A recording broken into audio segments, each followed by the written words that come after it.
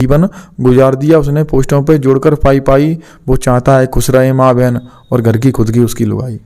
अभी मैं करेरा में प्रेजेंट में टीचर इंस्ट्रक्टर हूँ मैं, जो कि ड्रिल विंग टीचर हूँ मैं, और नए नए लड़कों को मैं ट्रेनिंग दे रहा हूँ। तो आप फौज की तैयारी कर रहे हैं तो आप हिम्मत मत हारें। आप हिम्मत हारोगे तो हार जाओगे।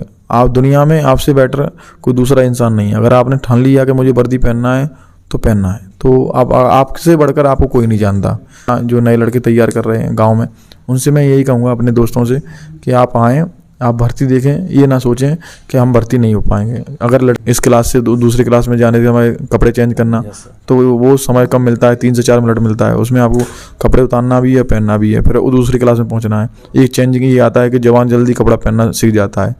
जय हिंद दोस्तों, उम्मीद करता हूँ आप लोग मेरी तरह स्वस्थ एंड मस्त होंगे। आज हमारे साथ हैं drill instructor Jitu sir.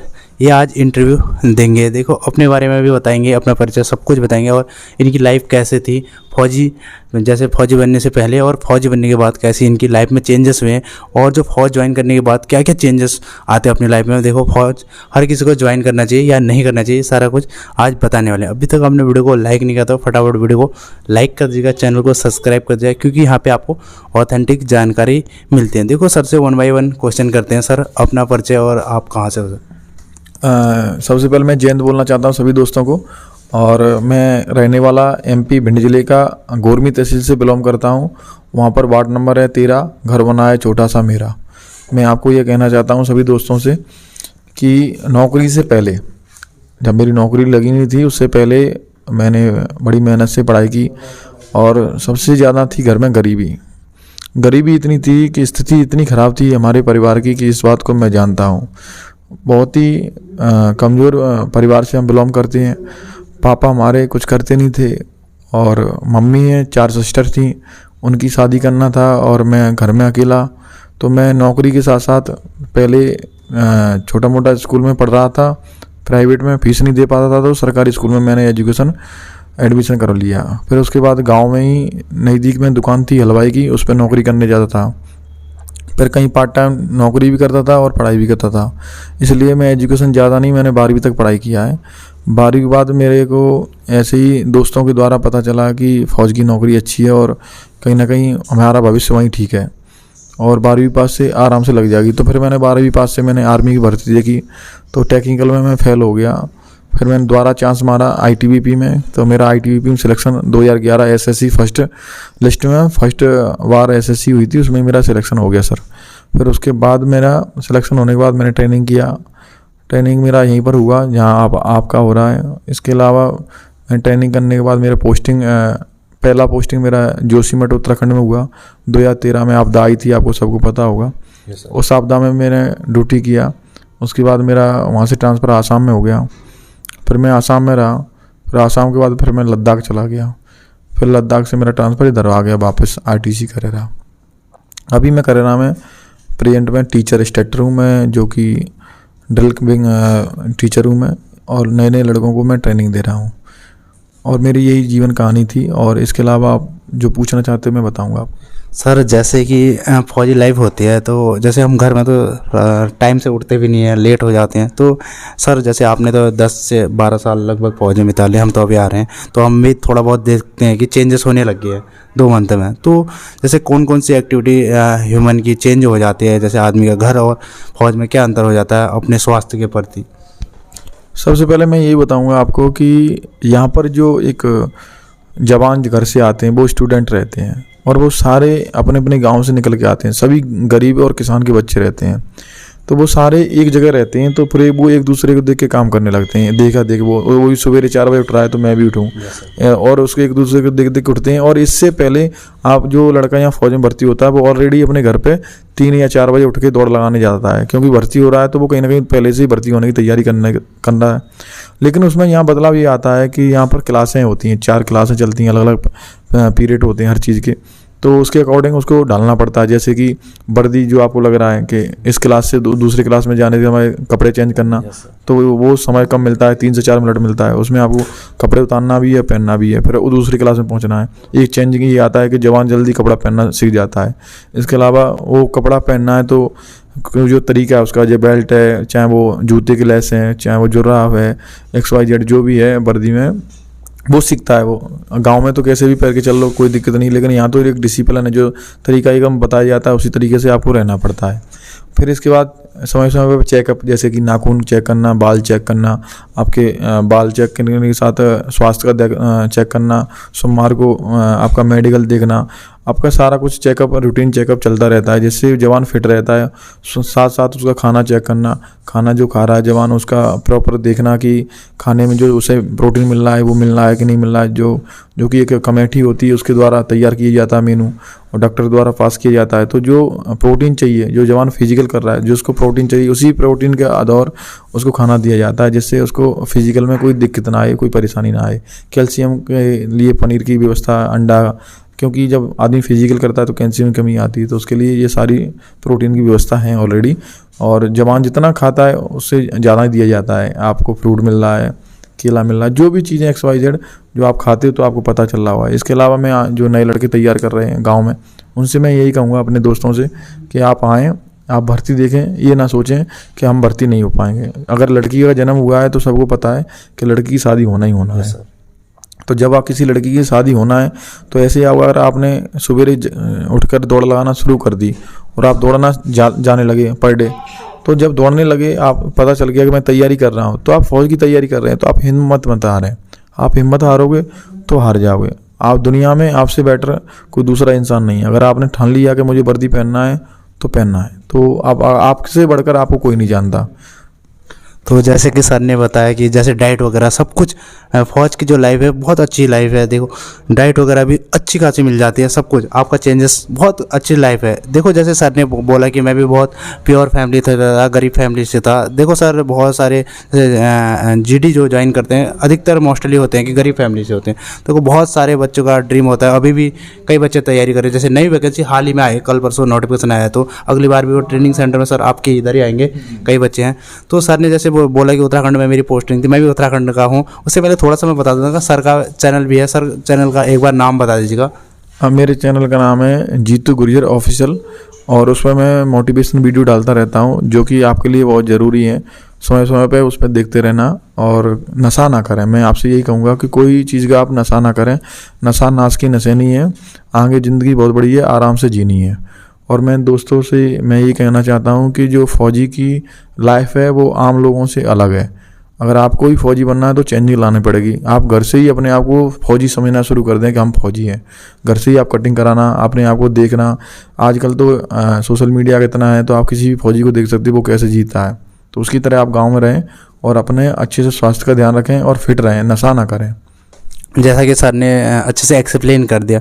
Sir का चैनल का लिंक मैं डिस्क्रिप्शन में डाल दूंगा, बाकी देख सकते हो। सर ने जैसे बताया कि मोटिवेशन लेना भी ज़रूरी है अपनी लाइफ में। अगर आप मोटिवेट हो जाओगे तो बहुत अच्छा कर जाओगे। जैसे हमारे यहाँ जितने भी उस्ताद हैं, PT सर उस्ताद हो गए, जैसे ड्रिल इंस्ट्रक्टर, सारे मोटिवेट करते हैं। जैसे मोटिवेट मिलता है ना, जैसे जहाँ पे शाबाशी कहते तो बहुत अच्छा लगता है, और ऐसा लगता है ना जो काम हमसे नहीं होगा वो भी काम हम कर जाते हैं। मोटिवेशन बहुत ज़रूरी है।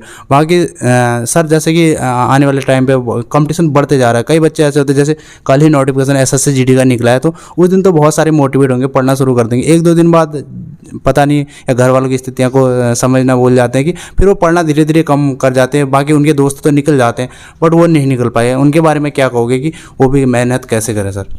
मैं तो यही कहूँगा कि दोस्तों, जो भूखा इंसान होता है वो खाना खाता है। आपको सबको पता होगा, जो भूखा इंसान है वो खाना खाता है। जो गरीब आदमी है वो पैसा कमाता है। तो ये आपके ऊपर डिपेंड करता है कि आप गरीब हैं और आप आना चाहते हो, तो आपको यहाँ पर इज्जत और पैसा दोनों मिलता है। इस फौज में आपको रिस्पेक्ट, गांव में, देश में, सब जगह। एक फौजी एक ऐसा इंसान होता है जिसका बहुत ज़्यादा सम्मान होता है और पैसा भी मिलता है। तो आप अपना पैसा और सम्मान दोनों कराना चाहते हैं, दोनों चाहिए आपको, तो आप फौज में आइए। इसके अलावा मैं ये कहूँगा, जब आप फौजी बन जाते हैं तो आप फौजी बनने के बाद जो चीज़ें आपके अंदर बदलाव आता है, आप आज भर्ती हो 60 साल की उम्र में, जब आप रिटायरमेंट जाओगे तब भी आपको यही बोला जाएगा कि एक जवान रिटायर होके जा रहा है। फौजी को कभी बूढ़ा होता नहीं है, ना हुआ है। फौजी को जवान ही बोला जाता है, क्योंकि वो एक फिट रहता है लास्ट तक। जब जिस दिन वो रिटायरमेंट रहता है उस दिन भी उसका मेडिकल चेकअप होता है कि वो स्वस्थ है कि नहीं है। तो ये सबसे अच्छी चीज़ है। देखो जैसा कि सर ने बहुत अच्छे से एक्सप्लेन किया। सर ड्रिल इंस्ट्रक्टर हैं, अब आप समझ रहे हो, कई लोग पता नहीं होता ड्रिल क्या होती है। थोड़ा सा मैं बताता हूँ। जैसे अनुशासन होता है ड्रिल में, और बाकी आपकी ड्रेसिंग कैसी है सर ने बता दिया। जैसे आपके लेस वगैरह, आपने बेल्ट सही से पहने, आपने कॉलर के बटन लगाए, सबको जो आपका डिसिप्लिन होता है वो आपको बताना पड़ता है। बाकी सर से पूछते हैं कि हमारे चैनल पे फर्स्ट टाइम आए तो आपको कैसा लगा? नहीं, मुझे अच्छा लगा, और कहीं ना कहीं मुझे ऐसा लगा कि आप लोग देख रहे हैं वो सब फैमिली हैं, और फैमिली को बताते हुए मुझे कुछ बुरा नहीं लगता है, अच्छा लगता है कि आप लोग सुन रहे हैं। इसके अलावा मैं ये कहना चाहता हूँ कि फ़ौजी की जो लाइफ है बहुत अच्छी है, लेकिन जब फैमिली से थोड़ा सा टफ है। तो मैं वो बताना चाहता हूँ आपको कि फैमिली का बर्ताव फ़ौजी के प्रति कैसे बदल जाता है, वो मैं आपको सुनाना चाहता हूँ। कि जब वो लड़का फ़ौज में भर्ती होता है मेरे दोस्त, तो उसको घर वाले दूध, घी, सारी व्यवस्था, प्रोटीन वगैरह जितना भी है उसको खवाते हैं और अच्छे से मतलब रखते हैं। लेकिन जब वो फ़ौज में भर्ती होने के बाद उसकी जब शादी हो जाती है मेरे मित्र, तो शादी होने के बाद फिर उसके घर वाले ना उससे बर्ताव थोड़ा सा चेंजिंग में आ जाता है। ये चीज़ मुझे कहीं ना कहीं बुरा लगा कि उसके जो परिवार के हैं, बहन भाई, चाची चाचा और उसके माँ बाप, मतलब उसके साथ बर्ताव अलग से लाने लगते हैं। तो मैं ये कहूँगा कि ऐसा बर्ताव चेंजिंग ना लाएं, क्योंकि फ़ौजी एक परिवार के लिए नहीं जीता है, फ़ौजी एक देश के लिए जीता है। फ़ौजी का कोई भी वो नहीं होता है, जाति नहीं होती। फ़ौजी और सन्यासी की कोई जाति नहीं होती। मैं आपको बताना चाहता हूँ, फ़ौजी एक देश का एक जवान है और एक सैनिक है। उसकी सबसे बड़ी कास्ट यही है कि वो भारतीय है। इसके अलावा मैं बताऊंगा कि फ़ौजी आदमी अपने जीवन में 3 जगह जा पाता है। पहले वो स्कूल जाता है, फिर उसके बाद भर्ती देखने जाता है, और भर्ती होने के बाद वो सिर्फ अपनी शादी के लिए ससुराल जाता है, और चौथी जगह उसके परिवार वाले कहीं ले नहीं गए हैं। तो जब कहीं उसे ले नहीं गया तो उसे नॉलेज नहीं है बेचारे को। अब वो स्टूडेंट बेचारा 10वीं 12वीं का छात्र फौज में आ जाता है, उसने दुनिया कहीं देखी नहीं है। वो स्कूल में भी 2 लोगों में साथ रहा है और फौज में भी लोगों में साथ रहा है। तो उसे फौजी को यही नहीं पता है कि अपना पराया क्या होता है। वो सबको अपना मानता है, और सबको अपना मानता है, इसलिए वो खुश रहता है। लेकिन उसके साथ लोग गद्दारी करते हैं। जैसे कि आपने सुना होगा, फौजी ने देहरादून में या दिल्ली में या कहीं ग्वालियर में प्लॉट खरीदा, तो उसके साथ लोग दलाली कर लेते हैं, उसके पैसे खा जाते हैं। और कहीं घर वाले, कहीं चाचा ताऊ के लड़के हैं, उसने बोला मैं आपको बाइक दिलवा देता हूँ, उसमें कमीशन खा जाते हैं। तो फौजी को लूटने वाले गांव देहात में बहुत लोग हैं। जैसे कि फौजी की छुट्टी जाता है, अचानक से रेलवे स्टेशन पर दलाल मिल जाते हैं, और सर मैं टिकट करवा देता हूँ, कंफर्म टिकट करवा लेता हूँ। फौजी बेचारा जल्दी के चक्कर में पैसा दे देता है, ना तो टिकट मिलता है ना वो दलाल मिलता है। तो वो कहीं ना कहीं वो भी एक फ्रॉड है। और फौजी हर इंसान को अपना मानता है, क्योंकि वो एक भारतीय है और भारत देश के लिए नौकरी करता है। वो ये नहीं सोचता है कि ये लोग पराए हैं अपने। वो पूरे भारत में कहीं भी ड्यूटी देने जाता है, सबको अपना मानता है। इसलिए आप इस चीज़ को देखे होंगे कि फौजी कभी भी किसी से लड़ता नहीं है, शांति जीवन जीता है। और 2 महीने की या 1 महीने छुट्टी जाता है तो गांव में भी आपने देखा होगा, फौजी अपने और पास सफाई करता है, अपने और पास जो स्कूल होते हैं उसमें भी जाता है, और मोटिवेशन करता रहता है, अपने साथियों को बताता है, अपने दोस्तों को बताता है कि तुम भी भर्ती हो, और वर्दी पहन के छुट्टी जाता है। तो कहीं ना कहीं अपने गांव वालों को ये दिखाना चाहता है कि आप भी फौज में आ जाओ।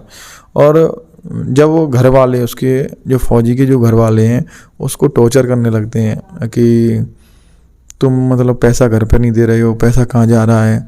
उसकी बीवी टॉर्चर करती है, उसके पापा, उसके चाचा, उसके भाई उसे टॉर्चर करने लगते हैं। तब फौजी दुखी होने लगता है, और जब वो दुखी होता है दोस्त, तब वो सोचता है कि मैंने सबकी सुनी। आपको मैं बता दूं कि 1 साल जो ट्रेनिंग करता है फौजी, इतनी टफ ट्रेनिंग करता है, इतनी टफ ट्रेनिंग करता है, तब वो दुखी नहीं होता है। लेकिन जब उसे अपने ही धोखा देना शुरू कर देते हैं, तब वो धीरे धीरे अंदर अंदर टूटने लगता है। अब वो टूटते इस तरह टूट जाता है कि लास्ट में वो सुसाइड कर लेता है। जैसे कि आप लोग देख रहे होंगे, अभी सोशल मीडिया से माध्यम से पता चल रहा होगा कि आज CRPF के जवान ने सुसाइड कर ली, आर्मी के जवान ने सुसाइड कर ली, और SSB के जवान ने सुसाइड कर ली। मतलब कहीं ना कहीं आपने ये सुना होगा, सुसाइड के केस बहुत बढ़ रहे हैं फौज में। उसका सबसे बड़ा रीज़न है फैमिली मीटर है, जो फैमिली प्रॉब्लम है, इसीलिए वो सुसाइड कर लेता है। तो मैं फौजी की सभी फैमिलियों से हाथ जोड़ के निवेदन करता हूँ कि आप प्लीज़ अपने बच्चे को वैसा ही समझें जैसा भर्ती होने से पहले था, उसको गलत ना समझें। वो आपको बहुत प्यार करता है और फ़ौज का हर एक बच्चा अपने माँ बाप और परिवार से प्यार करता है। फ़ौजी आदमी अपने लिए कपड़े लेने से पहले 4 बार सोचता है। मैं कह रहा हूँ कि जीवन गुजार दिया उसने पोस्टों पर जोड़कर पाई पाई, कि जीवन गुजार दिया उसने पोस्टों पे जोड़कर पाई पाई, वो चाहता है खुश रहे माँ बहन और घर की खुद की उसकी लुगाई। देखो सर ने मोटिवेशन भी दिया और क्विट भी आपको सुना दिया, बहुत अच्छे से मोटिवेट किया, बाकी फैमिली लोगों को भी बहुत ज़्यादा मोटिवेट किया। सर का तो काम मोटिवेट का ही होता है, जैसे हम यहाँ आते हैं तो मोटिवेट हमें हमेशा करते रहते हैं, ताकि हमारे अंदर जो नेगेटिविटी होती है ना, ट्रेनिंग जब हम करते हैं तो हमें कभी ख्याल आ जाता है कि हम क्या कर रहे हैं, तो जैसे सर मोटिवेट हमें करते रहे तो बहुत अच्छा हमें भी लगता है। बाकी देखो सर के साथ आज मैं इधर पे खड़ा हूँ, इंटरव्यू सर का ले रहा हूँ। देखो मेरे लिए भी बहुत अच्छी बात है ये कि मैं ले पा रहा हूँ। देखो आपको भी, देखो आप भी मेहनत करोगे तो आप भी इसी मुकाम पे सर फिर से ये लोग अगले साल आ जाएंगे। जैसे ये तो आपका तो चलता रहता होगा, इस बार नए बच्चे आए फिर उनको सही जरूर जरूर जरूर आएंगे तो वेलकम है, वेलकम है। इन लोगों का हमने वेलकम किया था, आप लोगों ने वीडियो देखे होंगे, हमारे माला डाल के सबका वेलकम किया था। हो सकता है मैं भगवान से प्रार्थना करता हूँ जितने लोग वीडियो देख रहे हैं उन सभी का मैं वेलकम करने के लिए मुझे इतनी शक्ति दे कि आप सब आएँ और सबका मैं वेलकम करूँ और सबको एक तरफ अपना भाई की तरह यहाँ ट्रेनिंग दूँ। मैं एक बार फिर बोलना चाहता हूँ, जय हिंद, वंदे मातरम। देखो सर ने अच्छे से एक्सप्लेन कर दिया और बाकी समझा दिया, आप भी मोटिवेट होगा। देखो इस वीडियो का माध्यम का बनाने का मतलब यह है कि आप सभी लोग मोटिवेट, और जो सर ने समस्या बताई थी तो वो आप फैमिली लोग समझने की कोशिश, अगर आप समझोगे तो बहुत अच्छी, देखो फौजी लाइफ बहुत अच्छी होती है। तो सर ने सब कुछ बता दिया कैसे रहना है, डिसिप्लिन, देखो बहुत कुछ चेंजेस आते हैं लाइफ में, मेरे भी आ रहे हैं। अभी तो मेरे 1-2 मंथ ही हो रहे हैं, धीरे धीरे जैसे जैसे सर्विस बढ़ती जाएगी मेरे भी चेंजेस आ जाएंगे। और बाकी यहाँ पे फौज में बहुत अपॉर्चुनिटी है कि आगे बढ़ने की। देखो सर ने सब कुछ एक्सप्लेन कर दिया। बाकी उम्मीद करता हूँ फिर आपको वीडियो पसंद आए, वीडियो को लाइक कर दिया, चैनल को सब्सक्राइब। फिर मिलते हैं नेक्स्ट में, तब तक के लिए टाटा बाय बाय, जय हिंद, जय भारत, भगवान करे आपका दिन शुभ हो, टेक केयर, बाय बाय।